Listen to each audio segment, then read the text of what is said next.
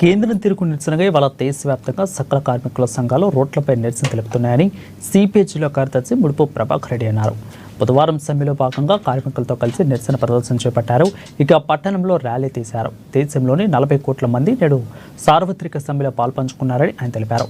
ఎప్పుడూ కార్మికులు సాధించుకున్న చట్టాలను కేంద్రంలోని బీజేపీ ప్రభుత్వం 4 కోట్లుగా చేసి కార్మికులను అన్యాయం చేసిందని విమర్శించారు.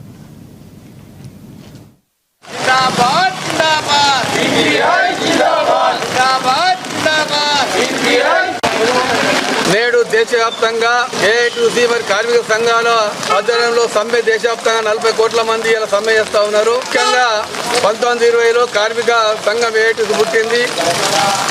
ఆనాటి నుండి రకరకాలుగా చట్టాలు తయారు చేసుకోవడం జరిగింది పోరాటం ద్వారా. ఒకటి కనీస వేతన చట్టం, పారిశ్రామిక చట్టం, గ్రాడ్యుయేటీ చట్టం, సమాన పనికి సమాన వేతన చట్టం, అంటే పారిశ్రామిక రంగంలో సంఘాలు పెట్టుకున్న చట్టం రకరకాలుగా ఉండే. నేడు కేంద్రంలో బీజేపీ నరేంద్ర మోడీ ప్రభుత్వం వచ్చాక 4 కోట్ల విభజించి చట్టాలను మొత్తం రద్దు చేయడానికి చూస్తూ ఉన్నది. చట్టాన్ని రద్దు చేసి పెత్తందారుల చుట్టాలుగా, పరిశ్రమవేత్తలకు చుట్టాలుగా నరేంద్ర మోడీ గుజరాత్ వల్ల గులాంగిరి కొరకు మరి ఇలా ఈ కోట్లను 4 కోట్లు పెట్టి చట్టాలను రద్దు చేయడానికి